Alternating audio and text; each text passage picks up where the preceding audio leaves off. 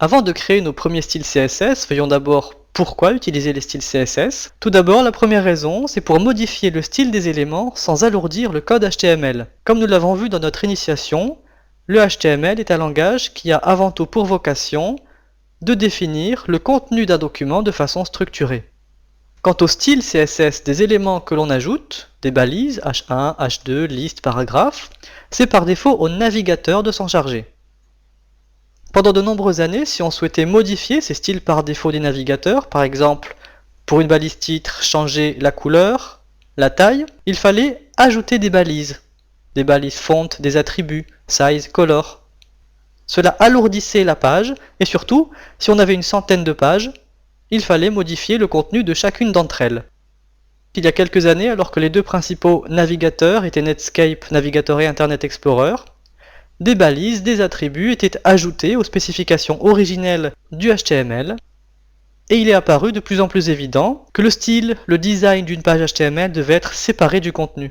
C'est un organisme nommé W3C, pour World Wide Web Consortium, qui a décidé d'ajouter des styles à la version 4.0 du HTML, styles qui sont aujourd'hui supportés par tous les navigateurs modernes. Grâce à ces styles, on peut ainsi séparer le contenu de la mise en page, de l'interface graphique, des styles, des différents éléments, et cela permet de gagner du temps.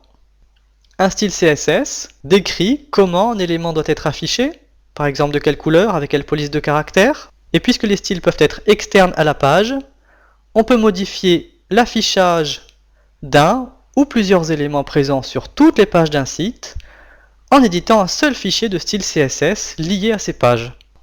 Nous avons vu dans la vidéo précédente quelques exemples de ce que permettaient les styles CSS. On peut donc modifier le design d'une page de façon absolument radicale.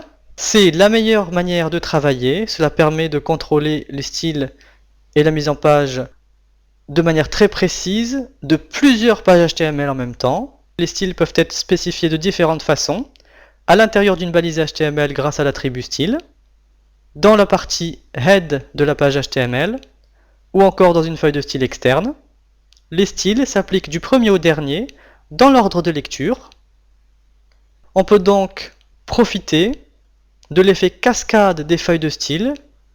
C'est même la définition du terme CSS pour Cascading Style Sheet, autrement dit feuille de style en cascade. Pour comprendre la cascade de ces styles, on peut prendre l'exemple d'un paragraphe en particulier. Au lieu de définir longuement les styles de ce paragraphe, on va pouvoir définir le style de tous les paragraphes du site, puis on va pouvoir attribuer une classe à ce paragraphe, une classe qu'il partagera avec d'autres éléments, afin de préciser sa définition de style, et on pourra enfin ajouter, grâce à l'attribut style de la balise de paragraphe par exemple, un affichage extrêmement précis qui lui appartiendra. Néanmoins, on peut retenir que l'utilisation des styles CSS permet de séparer le contenu du design, de gagner du temps, de profiter de l'effet cascade des styles afin d'avoir des réglages précis tout en évitant pour un élément de redéfinir toutes ses propriétés. On peut ajouter que le fait d'alléger le code permet d'afficher les pages plus rapidement, cela économise la bande passante, et surtout, si on souhaite modifier le design d'un site, on peut le faire sans devoir rééditer le contenu. Voyons maintenant dans la leçon suivante à quoi ressemble une feuille de style.